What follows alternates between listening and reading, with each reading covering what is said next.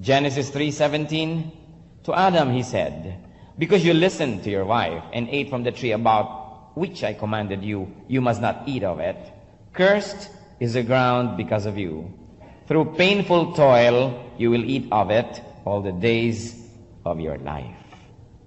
At sa Ecclesiastes 2:22, what does a man get from all the toil and anxious striving with which he labors under the sun? Ang dami-dami po mga verses sa scripture na lagi nagsasabi sa atin, ano nga ba ang katuturan ng lahat ng pagpapagod na ito? At pagod na pagod ang lahat ng tao. Pagod na pagod sa paghahanap buhay. Hindi pa rin makita ang hinahanap. At kung nakita na yung hinahanap, may ibang hindi na naman makita. Hanapan na naman, walang katapusan. Meron naman hanap ng hanap, pagkatapos mamamatay bigla, iba ang makikinabang ng lahat ng kanyang inipon. What does a man get from all the toil and anxious striving with which he labors under the sun? We need rest from our toil, from our work. Kailangan tayo makapagpahinga mula sa ating mga paghihirap at pagtatrabaho. Ano pa? We have to rest from rest. Siguro naman hindi lahat tayo, pero mga tao, sobra magpahinga na kailangang magpahinga ka naman sa kapapahinga. In other words, tigilan mo na yung kapapahinga. Kasi kung nagpapahinga mula sa trabaho, tigilan mo naman yung trabaho. Meron namang tigilan mo lang pahinga dahil sobrang pahinga na yan. At alam niyo yung sobrang pahinga, nakakapagod. Yung sobra na sa tulog, nagtataka pa, hindi ako makatulog. Sobra na kasi. Yung sobrang nagpapahinga, kung ano-anong dumadapo sa isipan, mga alalahanin, mga kung ano-ano. Kasi sobrang pahinga. Sabi sa 2 Thessalonians 3:6-8, in the name of the Lord Jesus Christ, we command you, brothers, to keep away from every brother who is idle and does not live according to the teaching you have received from us. For you yourselves know how you ought to follow our example. We were not idle when we were with you, nor did we eat anyone's food without paying for it. On the contrary, we worked night and day, laboring and toiling so that we would not be a burden to any of you. Isa sa mga napakaraming katuroan laban sa katamaran, nakakapagod ang sobrang pahinga. Ang mga taong walang ginagawa, walang trabaho, walang hanap buhay, siguradong merong ginagawang mali, merong gagawing mali o malapit ng gumawa ng mali. Because when the devil sees you idle, he puts you to work. An idle mind is a devil's workshop. Idle hands are the devil's tools. Kaya maraming pagkakamali at pagkakasala yang hindi busy. Ano ba po? Rest from what? We should rest from vexations. Dapat tayong magpahinga mula sa mga nakakagulo, nakakaligalig, from distress and annoyance. Maraming mga pampagulo sa ating buhay. Nakaka-annoy. Proverbs 19:13, a foolish son is his father's ruin, and a quarrelsome wife is like a constant dripping.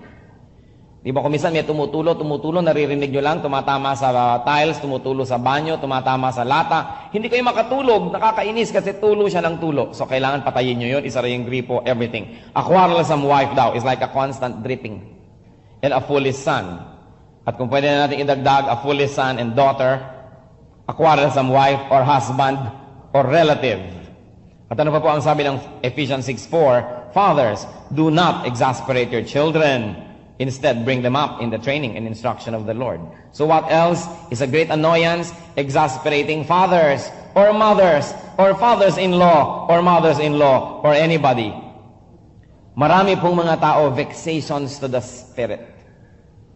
Tahimik ang inyong isipan, pag dumating sila at kinausap kayo, mamaya naliligalig na kayo. Payapa ang inyong loob, mamaya may ibubulong lang sila sa inyo, kayo'y naguguluhan na. Kontento kayo sa buhay, darating sila, tatawagan kayo, ite-text kayo, ifa-fax, gagawa ng paraan to communicate. Ang bunga, nagugulo ang ating isipan, nawawala ang ating ligaya, nawawala yung ating peace, kasi sila'y exasperations and vexations. Annoyance can be caused by too much talk, too much attention to too much details, too much regulation, too much presence, too much negativism, too much anything, nakaka-annoy. Yung mga taong sobrang burara at yung sobra din namang malinis, pareho lang nakaka-annoy yan. You know, a home must be clean enough to be healthy, but dirty enough to be happy. Pag sobrang namang malinis, burden na sa lahat ng mabuhay. Kaya ang ginang ng tahanan, sobrang maayos at malinis, ang lahat ng tao gustong umalis. Ganon din naman, pag sobrang marumi ang bahay, wala nang gustong pumasok. Kahit anong sobra, mga kapatid, vexations. When you pay too much attention to every detail, you become a great nuisance and an annoyance. And people are vexed when you come into their lives. Ang payapa, gumugulo. Yung walang problema, nagkakaproblema. Nothing is trivial things are problematized. Little things become big. These are people and situations that we also need to rest from. What else do we need to rest from? Rest from fears and worries and cares. Marami tayong masyadong alalahanin. Ano kaya ang dollar exchange rate bukas? Ano kaya ang stock market next week? Ano kaya ang halaga ng galunggong sa susunod na presidente? Etc., etc. Matthew 13:22, the one who received the seed that fell among the thorns is the man who hears the word, but the worries of this life and the deceitfulness of wealth choke it, making it unfruitful. Matthew 6:27, who of you by worrying can add a single hour to his life? Marami tayong masyadong alalahanin. Iniisip natin ang napakaraming bagay na kahit naman isipin natin ang isipin, hindi natin kayang lutasin. Mabuti sana kung ang bawat pag-iisip natin translates into a solution. Pero may mga bagay na hindi kailangang dalhin dahil hindi kaya. What else do we need rest from? We need to rest from pressures. Sobrang pressure. Sobrang demands. Pressures to produce, to keep up, to conform, to achieve. Maraming mga magulang sobrang pressure ang ibigay sa anak para laging maging valedictorian. Siyempre, merong salutatorian, merong first honorable mention, at merong dishonorable mention. Hindi naman lahat pwedeng first honor. But you can always do your best. But your best should be enough. Tama na yun. But don't stand taller than what you really are. Mahirap yung mga tao who live beyond their means. They are trying to keep up. Mga tao na hindi naman nila kaya, sinasabing kaya nila, nahihirapan sila to produce. Pressures. What else do we need rest from? We need rest from our enemies. Psalm 31:13, for I hear the slander of many. There is terror on every side. They conspire against me and plot to take my life. Kung minsan nakaka-relate tayo dito sa sumulat ng Psalm, because people talk about us negatively, they invent lies about us, and there's terror on every side. People conspire against us, pinag-uusapan tayo, pinaplanuhan kung paano tayo sisirain. That is what is happening. So from our enemies can come the threat of murder, of evil, and malicious plots. We need rest from them. And what else do we need rest from? A lot. But for today's purposes, let me deal with the last one. That is, we need rest from sin and from sinfulness. Psalm 51 verse 3. For I know my transgressions and my sin is always before me. So what do we need rest from when it comes to sin and sinfulness? Guilt and the fruit or fruits of sin. Kailangan tayo makapagpahinga mula sa mga pressure, mula sa ating mga kalaban, at mula sa kasalanan, mula sa guilt, sa konsyensya, at mula sa mga bunga ng kasalanan. Let's go to the heart of the matter. How to let God give you rest. Ano bang papel ng Diyos sa ating pagpapahinga?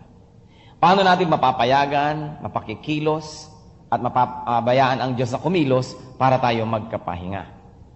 From work and toil, number 1, we should observe the Sabbath. Technically. From technical rest, kailangan natin to observe the Sabbath. Isa yan sa 10 Commandments. Exodus 20, verses 8 to 11. Remember the Sabbath day and keep it holy. 6 days you shall labor and do all your work. But the 7th day is a Sabbath to the Lord your God. On it you shall not do any work, neither you, nor your son or daughter, nor your manservant or maidservant, nor your animals, nor the alien within your gates. For in 6 days the Lord made the heavens and the earth, the sea, and all that is in them. But He rested on the 7th day. Therefore the Lord blessed the Sabbath. Mga kapatid, have your Sabbath. Kailangan meron tayong rest. Utos siya ng Diyos. Hindi yan luxury. It is a need. God who designed our bodies, God who designed our spirit, our hearts, knows that we need our Sabbath. kailangan magpahinga. But do not exaggerate it like the Jews. Do not turn Sabbath observance into hard work, to the point that it becomes work just to be able to rest. Yan ang ginawa ng mga Hudyo Sinobrahan nila ang observance to the point na ang hirap na, naging pahirap sa kanila yung pagsasabat.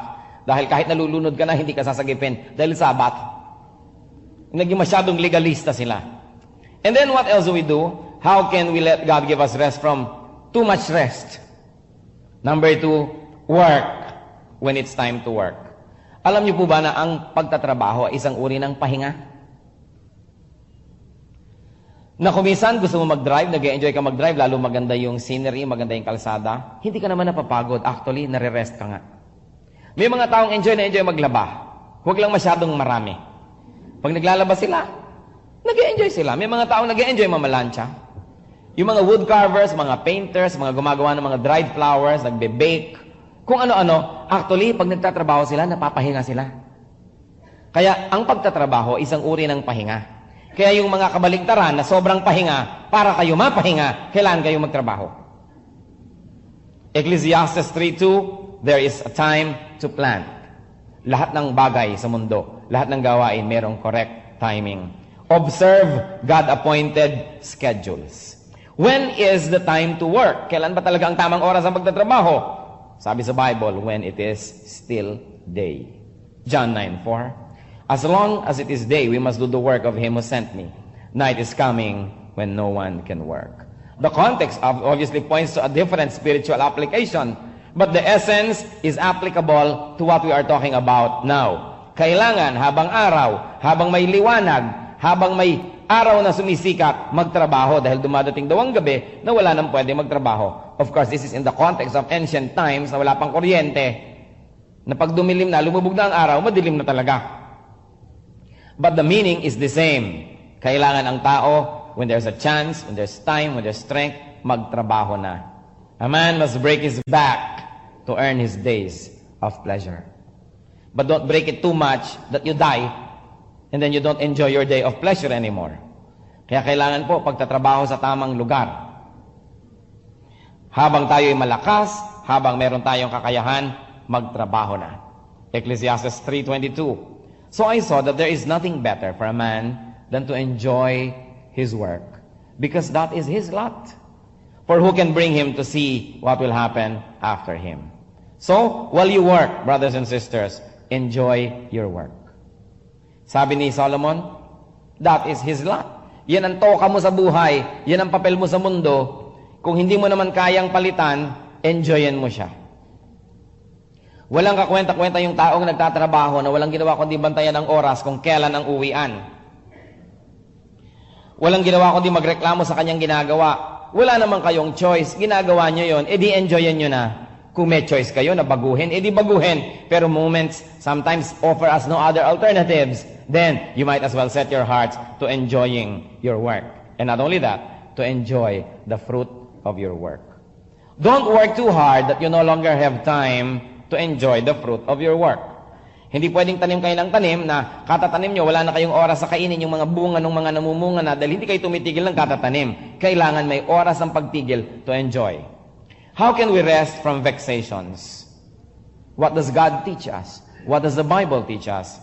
Keep away from annoying people and keep away from annoying situations. Lumayo sa mga nakagugulong mga tao at nakagugulong mga pangyayari. Physically, really be distant. Sabi sa Proverbs 20:19, a gossip betrays a confidence, so avoid a man who talks too much. Or a woman. So ilayuan nyo yung sobrang mga madadaldal. Magugulo ang kaluluwa nyo. Bible lang may sabi. Proverbs 21:9, better to live in the corner of a roof than share a house with a quarrelsome wife. Mabuti pa daw tumira na lang sa bubong kaysa kasama sa kwarto ang isang asawang walang ginawa kundi makipag-away. At baligtarin natin, a quarrelsome husband also. May ganun din. Sa Israel kasi pwede pong tumira sa bubong. Hindi katulad ng mga bubong ng ating bahay, kubo na ang tatarik. Hindi kayo pwedeng tumira. Liba na lang kayo paniki. Pero sa kanila kasi yung mga bubong nila ay flat.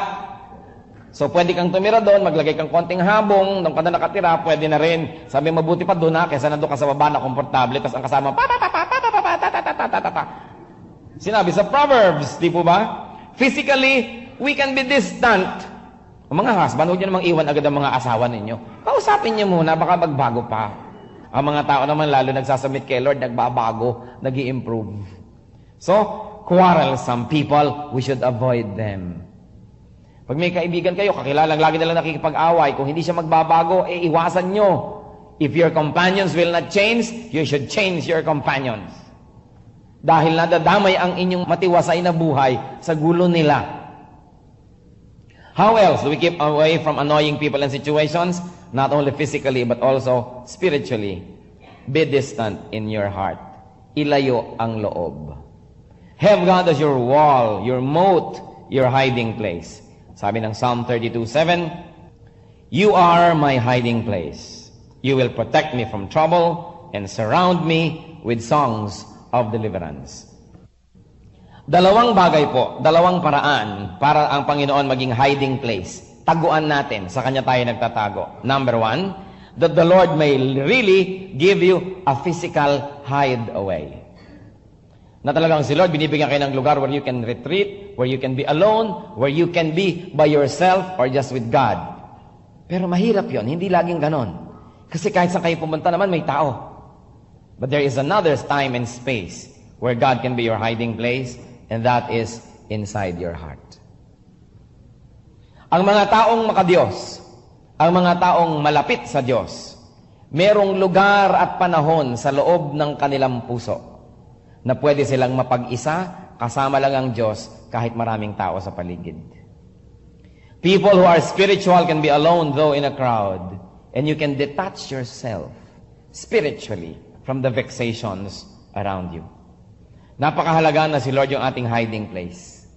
Ngayon kung ang gulo-gulo ng bahay ninyo, maraming member kayo na talagang lagi nag-aaway, yung bang yuyukulang kayo sa isang tabit mananalangin, and all of a sudden, para bang naligid na kayo ng isang pader, naihiwalay kayo, nadala kayo sa isang hardin, nailayo, at ang nadidinig nyo mga awit, songs of deliverance, because there is that space in a person's heart. Yung space na yon ang hindi pwedeng kunin o agawin. Kaya merong mga tao na naglilingkod sa Diyos na lalagay sa mga bilangguan, ang hirap ng sitwasyon, but all they have to do is close their eyes and go to that hiding place which the Lord provides. Hindi nyo na kailangan ng ticket ng aeroplano o bus, hindi nyo kailangan magbiyahe o magbayad. It is available to all. Sabi ng Psalm 32:7, You are my hiding place. Kaya mga anak ng Diyos na malapit sa Kanya, maaari tayong magkaroon ng kapayapaan sa kabila ng ingay at gulo sa ating kapaligiran. Maaari tayong magkaroon ng security, though there's a lot of insecurity around us. We can have that sense of well-being, although every prophet of doom tells you otherwise, na pwedeng naliligi tayo ng mga taong nakakainis, ang gugulo, pero meron tayong tining ng loob at kapayapaan sapagkat meron tayong lugar na pinupuntahan na pwede tayong mapag-isa kasama ang Diyos. And that is inside. One of the greatest gifts that God can give. You are my hiding place. You will protect me from trouble and surround me with songs of deliverance. Hindi laging physical yon. More often than not, it is a spiritual state of a person. How else can we let God give us rest from fears and worries and cares? Seek the Lord. Para po tayo makapagpahinga mula sa mga alalahanin, mga pangamba, mga kinakatakutan. Paano kaya ako bukas? Paano kaya ako pagtanda ko? Paano pag nagkasakit ako? Paano pag wala akong pera? Paano pag this at paano pag that? Ang sabi, hanapin ang Panginoon. Psalm 34:4, I sought the Lord and He answered me. He delivered me from all my fears. Ang kapayapaan ng loob ay hindi po inaasa kung ano ang nasa paligid natin. Yan ay nakaasa kung anong nasa loob ng ating puso. And if the Lord is in our hearts, we can be delivered from all our fears. Security is not the absence of danger. It is the presence of God. Secure tayo hindi dahil walang panganib, walang banta, hindi yon.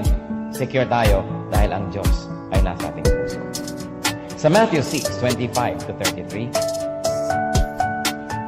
"Therefore I tell you, do not worry about your life, what you will eat or drink, or about your body, what you will wear. Is not life more than important than food, and the body more important than clothes? Look at the birds of the air. They do not sow or reap or store away in barns, and yet your heavenly Father feeds them. Are you not much more valuable than they? Who of you, by worrying, can add a single hour to his life? And why do you worry about clothes? See how the lilies of the field grow. They do not labor or spin. Yet I tell you that not even Solomon in all his splendor was dressed like one of these. If that is how God clothes the grass of the field, which is here today and tomorrow is thrown into the fire, will he not much more clothe you, O you of little faith?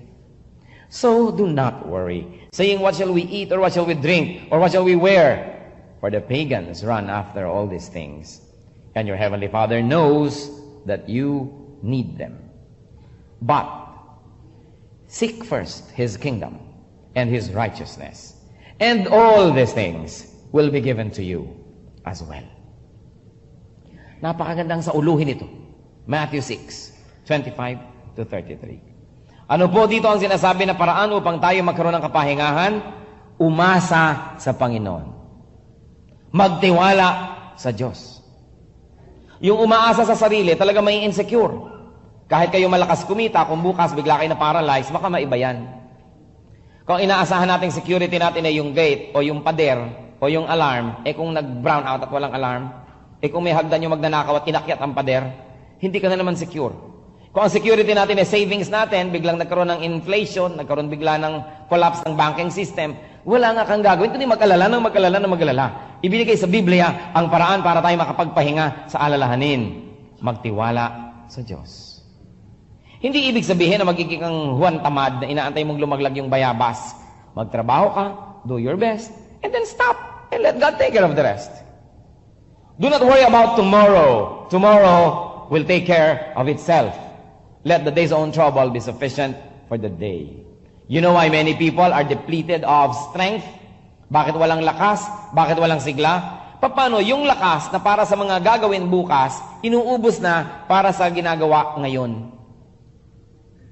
At yung lakas ng mga isang taon na kailangan, inuubos para sa pag-aalala para bukas. At hindi lang yon, yung lakas na kailangan para sa gawain ngayon, ginagamit para sa pag-aalala para sa darating pa, bukas pa. Sabi sa Bible, let the day's own trouble be sufficient for the day, because tomorrow's trouble will have tomorrow's graces. Kayo man, at yung pagkain para bukas, kinain nyo na ngayon, magkakasakit kayo. Napaka-importante na yung pangbukas, bukas. At ganun din yung grasya ng Diyos. Laging sapat ang grasya niya para ngayon. Pero pag yung grasya niya ngayon, inisip nyo kung paano i-allocate para sa pangangailangan bukas, o next week, o next month, kulang talaga. Kasi yung grasya ngayon, pang ngayon lang yun eh. Yung bukas, nandun uli ang Diyos, magbibigay uli siya ng bagong grasya. Kaya sabi sa Lord's Prayer, give us this day our daily bread. Hindi pwedeng weekly o monthly. Yung bukas, merong sariling mga provisions from God dahil nandun pa rin ang Diyos bukas. Harapin natin yung problema ngayon, magplano rin tayo para bukas, but not worry. Maghanda tayo sa kaya natin, but do not be given to worry. How can we rest from pressures? Pressure, kailangan ganito ka, kailangan ganun ka, kailangan maging ganito ka, etc., etc. Live by God's standards. Sukatin natin ang ating sarili at mabuhay tayo ayon sa panukat ng Diyos. Romans 12:2, do not conform any longer to the pattern of this world, but be transformed by the renewing of your mind. Then you will be able to test and approve what God's will is, His good, pleasing, and perfect will. Huwag na tayong makipag-contest sa ating mga kapitbahay, sa ating kapatid, sa ating pinsan. Let's just be our best. Kung yun na, tanggapin na natin yun. Pero huwag naman tanggapin nyo agad nang wala pa tayong effort. Do your best, tapos yun na. Live by God's standards. Huwag nating sukatin ang success by the standards of the world. Sinusukat ka. Grabing manukat kasi ang mundo. Alam nyo ba, pagka nakinig kayo sa panukat ng mundo, magpapakamatay kayo. Kasi lahat ng tao, babae, dapat ang sukat 36, 24, 36. Paano kung 50, 50, 50? Ang gagawin niyo sa buhay niyo? Kaya yung iba namamatay minsan sa sobrang pagjejeta, may namamatay sa operating table kasi ipinapa-vacuum cleaner ang mga taba nila, kung ano-ano. Paano? Sinusukat nila ang sarili by the standards of the world. Paano naman ang mundo'y napakalakas magbiro at napakasakit magbiro? Lahat ng mga advertisement ng mga slimming, mga salon, etc., etc., yung mga modelo, hindi kailangan mag-slim. Kaya ikaw ngayon, laging you feel miserable, bakit hindi ka nila kamukha? Hindi sila totoo. Drawing lang sila. Konti lang ang totoo nun. Pagka ginaya nyo yon, mamamatay kayo. Accept the way that the Lord accepts you. Well, let's be the best versions of ourselves, pero kung hanggang doon na talaga, ganun ang bone structure nyo, yun na yun. Kung hanggang doon lang yung inyong IQ, o yung EQ at lahat-lahat ng mga Q, huwag niyong pilitin na magdunong-dunungan. Huwag natin pilitin ating mga anak. Yung iba sa kaiinom ng mga pampatangkad. Kung ganun ba yung height mo, ano pang magagawa mo dyan? Yung iba kaiinom, ang humahaba mukha. O kaya isang palang ang humaba, o yung... Ang dami talaga nagkatabi-tabingi. Kasi meron talagang naiinom ng mga pampahaba yata ng cells, pero wala namang garantiya na proportionate nga ang magiging haba mo eh. So, lalo lang tuloy napapasama. May mga bagay na tinatanggap lang para tayo maging tahimik. May mga bagay na binabago. At sabi nga, let's ask God for the wisdom to know the difference. Kung ano yung binabago at ano yung tinatanggap. But, live by God's standards. Ang ating pagpilitan, yung pag-improve ng ating spirituality dahil yun ay posible. May mga bagay na hindi madaling maging posible. All your life you are striving. How can we rest from our enemies? Hindi sa pagiging wise, kundi to ask God to keep you safe and to deliver you from your enemies. It is God that keeps us safe from our enemies. 2 Samuel 7:11, I will also give you rest from all your enemies. So pati po pala ang kapayapaan, Diyos ang nagbibigay nun. Psalm 31:15, my times are in your hands. Deliver me from my enemies and from those who pursue me. Kung minsan marami tayong kaaway, hindi natin nililikha, pero inaaway nila tayo. Iniimbentohan nila tayo ng giyera. Pero kung lagi natin silang iisipin kung paano natin sila maiisahan, paano natin sila matatalo, paano natin sila mauunahan, mapapagod tayo. At kahit anong gawin natin, masasalisihan pa rin nila tayo, kaya pa rin nila tayong gawa na masama. So anong dapat gawin? Ipagkatiwala sa Diyos. Sabi niya, vengeance is mine. I will repay. Napaka-important na ipagkatiwala. It is God who can keep us safe. It is God that can deliver us from our enemies. And then finally, how can we let God give us rest from sin? First, the guilt of sin. We must repent. Repent and confess. Psalm 32:5. Then I acknowledged my sin to you and did not cover up my iniquity. I said, I will confess my transgressions to the Lord, and you forgave the guilt of my sin. Ang taong nagkakamali na hindi inaamin ang kanyang pagkakamali, hindi pinagsisisihan ang kanyang pagkakamali, at hindi inihihingi ng tawad doon sa pinagkamalian, ang kanyang pagkakamali ay nabubulok sa loob. Parang sugat na tinatakpan. Ayaw mong ipahalatang may sugat ka, takip ka ng takip, lalong nabubulok sa loob. Pero sabi ng sumulat ng Psalm 32, nung aking ipinagtapat ang aking kasalanan, nung hindi ko pinagtakpan ang aking sarili, at ako'y nagtapat, humingi ng tawad, pinatawad mo ang aking guilt. Yung konsyensyang binabagabag siya, pinatawad ng Diyos. Ngayon, mga kapatid, kung kayo po magko-confess,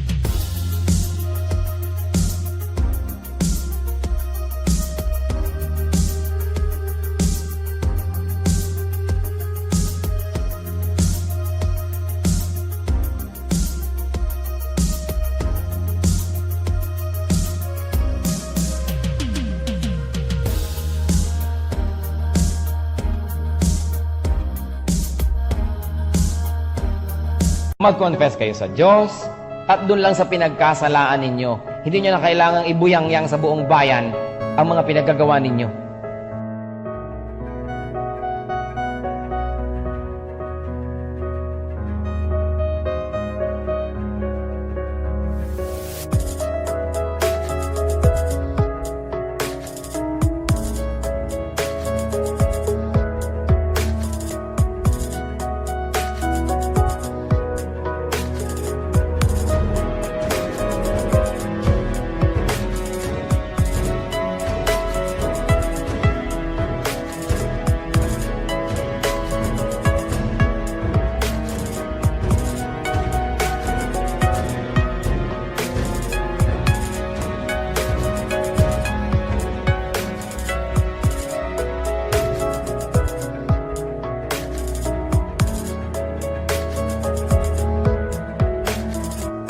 That's why I do not encourage yung masyadong mga patesti-testimony na ibubuyang-yang ang lahat ng mga bituka at lahat ng mga nangyari. Pagkatapos, mga mahigit na 70% ng testimony tungkol doon sa mga kasamaan at mga kamalian, every detail and every bloody little detail of it. Kaya hindi tayo masyadong mahilig dyan, maliban na lang very structured yung mga patotoo. Kasi maraming karangalan ang nadadamay ng hindi kailangan. Meron nagte-testify, ako po'y nabubuhay sa pangangalon niya. Di siyempre, tahimik ang lahat. Narito nga po yung kapartner ko. Lalong tumahimik ang lahat. Sabi ng lahat, sino? Nakapula po siya. Nasa central row. Ibinisto na yung kapwa. Kung gusto niyo mag-testify, huwag kayong magdamay. Yung gusto ng tao, i-testify niya yung sarili niya, siyang bahala doon, pero huwag kayong magdamay. Yung iba naman, akala ng maraming mga leaders, tagumpay nila. Basta nakumbinsi nila ang isang tao na isiwalat ang kanyang apdo at bituka at lahat. Kaya sige, sabihin mo lahat. Hindi naman kailangan. Alam niyo kung bakit kumisan sa pagte-testify, kailangan very discreet tayo. Maraming mga tao, hindi nakakalimot. Ang Diyos lumilimot ng ating kasalanan. Sabi niya, as far as the east is from the west, doon ko ilalayo ang iyong kasalanan, ililibing sa pusod ng dagat. Pero ang mga tao, very seldom do people forgive and forget. That's why we have to be discreet. Nagkasala ako sa iyo ko sasabihin at sa Diyos. Pero hindi kailangang ibuyang-yang ko sa buong barangay. Sapagkat yung iba, hindi nila kayang magdala ng ganung mga sensitive things. They will become judgmental. They will never forget. And then you get ostracized. Walang actually natulungan. Kaya kailangan discreet tayo sa ganyang mga bagay. Pero sinabi dito, when I acknowledge my sin before God and did not cover up my iniquity. Hindi na ako nag-rationalize. Hindi na ako sabing, kasi naman yung pituitary glands ko kasi naman yung sugar account ko ngayon, ganon, kaya kita nabulyawan. Yung hindi na kung sino-sinong sinisisi. Take your responsibility. Sinabi niya, I did not cover up my iniquity. And the Lord forgave. What did the Lord forgive? The guilt. The guilt. Pero yun pong bunga ng kasalanan. Kahit anong pagko-confess ang gawin ninyo, magtiyaga kayo kasi kailangang dalhin nyo yan all your life. Meaning, nangutang ako, ikinonfess ko na, hindi ibig sabihin bayad na ako. Magbabayad pa rin ako. Meron akong ginawang mali, ikinonfess ko na, pinatawad ako, pero hindi ibig sabihin libre na ako sa responsibility sa mali kong ginawa. Halimbawa, nagkaroon ako ng anak out of wedlock o kung ano-ano dyan, ikinonfess ko sa asawa ko, ikinonfess ko kung kanino, ikinonfess ko kay Lord, pero hindi ibig sabihin wala na akong responsibility na panagutan ko yan. Kaya ang sabi sa Bible, my sin is ever before me. Probably not the guilt, but the fruit. Kaya po tayo, alam natin pag tayo tumanggap na kay Kristo, hindi na naaagaw at nababawi ang ating kaligtasan. Nagkakamali, nagkakasala, kinakapos ang Kristiyano, charged to the cross. Our salvation is secure because it is charged to the cross, but it doesn't mean that you will not pay for it in this world. Salamat na lang, our salvation is secure because it is in the hands of Jesus, but it doesn't mean that you're exempted in this life, in this world, this side of eternity, from the fruit of your sin. Galatians 6:7, do not be deceived. God cannot be mocked. A man reaps what he sows. Nagtanim tayo ng mali, nagsisi, pinatawad, hindi na i-charge sa eternity, pero aanihin pa rin natin sa buhay na ito ang bunga ng kamalian na yon. So, God cares. God is kind. Pag tinagalog, dalawang klaseng kindness. Siya'y mabait at siya'y mabuti. Magkaiba yung mabait sa mabuti. Mayroong mga hindi mabuting mabait. May mga mabait na hindi mabuti. Yung parang bait panglabas Hindi kita gusto pakanin pero pinakain kita. Naiinis ako sa'yo pero pinapakain kita. At least mabait ako. Pero siguro hindi ako mabuti. Meron namang mabuti na walang chance magpakita ng kabaitan. Nasa loob lang. Pero dapat tayo mabuti at mabait. At ganoon ang Panginoon. God likes to give you rest. Sa Israel na lamang, sabi niya sa Exodus 33:14, the Lord replied, "My presence will go with you, and I will give you rest." It is God's presence that gives rest. Kung gusto natin makapahinga, dapat present ang Diyos sa ating buhay. And to all believers like you and me, Matthew 11:28-30. Come to me, all you who are weary and burdened, and I will give you rest. Take my yoke upon you and learn from me, for I am gentle and humble in heart, and you will find rest for your souls. For my yoke is easy and my burden is light. What is the formula to have rest? Sabi niya, come to me. Meaning, move away from vexations. Move away from sinful living. Lumayo sa dapat layuan at lumapit sa Diyos. And sabi niya, take my yoke upon you.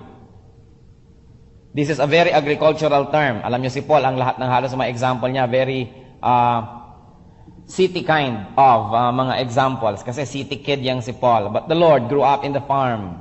Ang kanyang mga disciples ay mga promdi. So talagang ang mga examples niya pang mga magsasaka. So eto na naman, sabi niya, take my yoke upon you. In Israel, sa atin kasi, yung yoke, yung ipinapatong dito sa batok ng mga hayop, yung isinisingkaw dyan, para maghila sila ng kariton, ng karetela, ng kung ano-ano man, ng troso. Isa lang kasi yun sa atin. Sa Israel, dalawa. Magkapares. Dalawa.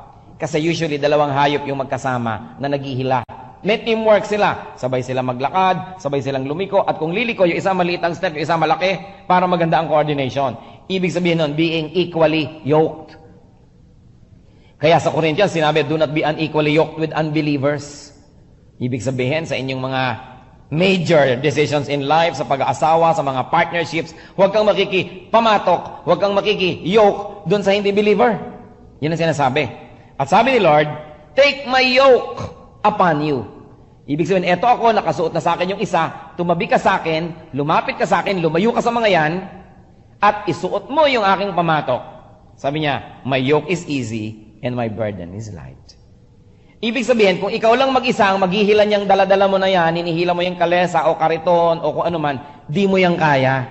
Mahihirapan ka, mapapagod ka. Kaya sabi ni Lord, take my yoke upon you. Halika at tayo'y magsalo. Tutulungan kita sapagkat ang aking pamatok, my yoke is easy, my burden is light. Why? Because it is Jesus who carries it. Ang kailangan lang, makikoordinate tayo sa kanya ng hakbang, makikooperate. Pag tumigil siya, tigil tayo. Kasi pag tumigil ang Panginoon, go ka pa, masasaktan ka. Mabilis siya, ang bagal-bagal mo, naiiwan ka, nahihila ka na ganoon. O kaya, gusto ni Lord, dahan-dahan, nagmamadali ka, nasasaktan ka rin. Kaya dapat, we walk together with the Lord, timing with the Lord, coordination with the Lord. Kaya sabi niya, learn from me. I am gentle and humble. Yun ang mga nakakapagpahinga. Yung ang katulong nila, hindi yung demonyo, hindi yung mga taong masasama, hindi yung masasamang mga gawa, hindi yung nag-iisa sila, dinadala nila mag-isa. Ang taong nakapagpapahinga, yung katuwang niya, si Jesus. Sabi niya, take my yoke upon you. Biruin yung tayo na ang inaalok. So ang challenge, mga kapatid, let God give you rest. At meron pa akong gustong idagdag, which should really be another topic. Kung kayo, yung vexation, kung kayo, yung nakakagulo, pagpahingahin nyo naman ang kapwa nyo. Mga asawang masyadong mabunganga, pagpahingahin nyo naman ang tenga ng mga asawa.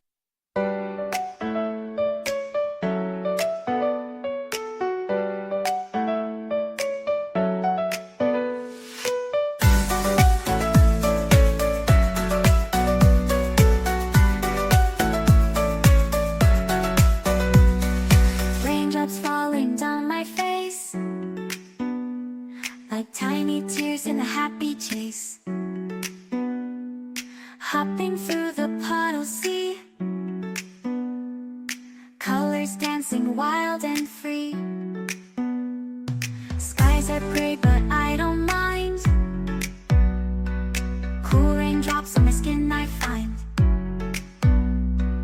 Kicking off my Saturday. Watch the clouds just drift away. Rainbow in the rain, what a sight. Colors shining oh so bright. Dancing in the streets, so bright. Everything will be alright.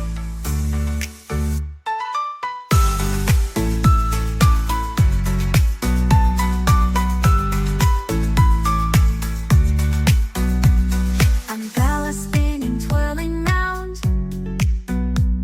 A colorful halo on the ground.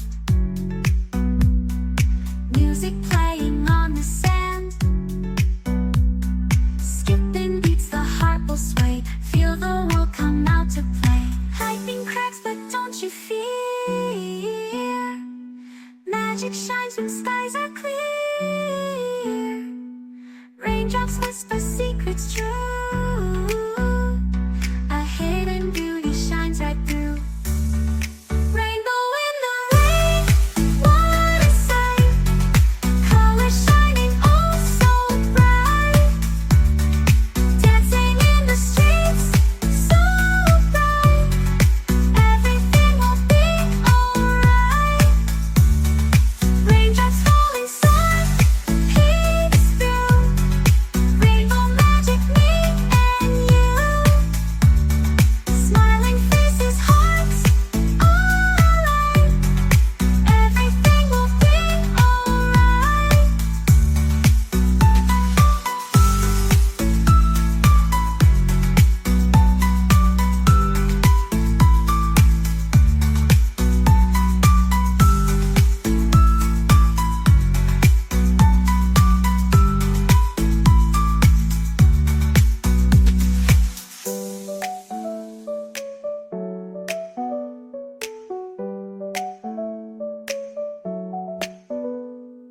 Raindrops falling, sun peeks through.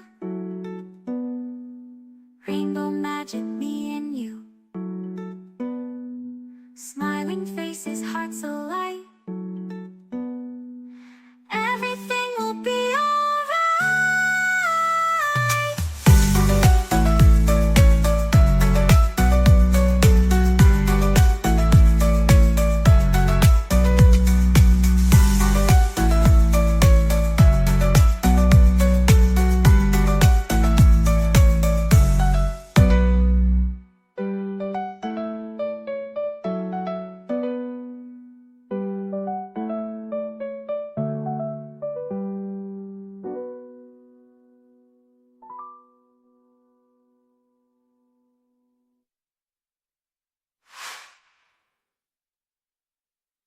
Ninyo. Di ba mga naggers, let the ears of the people in your house rest. Mga taong walang ginawa kundi bumulong, mangintriga, pagpahingahin nyo inyong kapwa. Yung nananahimik, huwag nyong guluhin. Yung matatahimik na sistema, huwag nyong guluhin. Do not be a vexation to others. As much as we want rest from God, let's allow our fellow men to rest from us. Tayo po ay yumuko at manalangin. Maaaring kayo ay napapagod sa pagdadala ng maraming problema, maraming responsibilities, maraming alalahanin, maraming hindi nyo kaya. 2 or 3 people are there, God is there. Jesus is here now. Jesus is the same yesterday, today, and tomorrow. Yung sinabihan niya na generation na, take my yoke upon you, sinasabihan din niya tayo ngayon. Nag-alok siya noon, halika at sasaluhan kita sa iyong mga dala. Inaalok pa rin niya tayo. Sino man sa inyo ngayon ang nais makapartner niyo si Lord sa pagdadala na inyong mga yokes? Gusto niyo si Lord makasama sa mga kabigatan at gusto niyo siyang makatuwang? Huwag kayong magatubili, huwag kayong mag-alala. Yun ang gusto niya. Siya mismo nag-aalok. Ang nais tumanggap ng alok na ito. Nais tumanggap ng kapahingahan. Nais lumapit kay Jesus. Tumayo kayo tayo mananalangin. Siya ang nagsasabing, madali sapagkat katuwang mo ako. Hindi kailangan ka mahirapan. Narito naman ako, sabi niya. Bakit mo binubuhat mag-isa? Mahal kita at gusto kitang tulungan. Lord Jesus, we are your people. Kami mga anak niyo. Iniligtas ng iyong dugo at patuloy na minamahal mo. Kayong nakababatid kung anong laman ng bawat puso. Kayo ang nakaalam ng bawat kabigatan na dinadala ng mga taong tumitindig sa iyong harapan. We claim your promise. We accept your invitation. And we take you for your word. Because we want to take your yoke. A yoke that is easy. A burden that is light. Because with you as our partner, no problem can be bigger than you. Walang kasakitan na mas malaki sa iyong pagpapagaling. Walang problemang mas malaki sa iyong solusyon. Walang kalaban o kaaway na mas malaki sa iyo, O Panginoon. Walang mga maalalahanin na hindi mo kaya. Kaya kami lumalapit. Kinikilalang di namin kaya. Panginoon, sa pagtayo nga ng mga anak mong ito.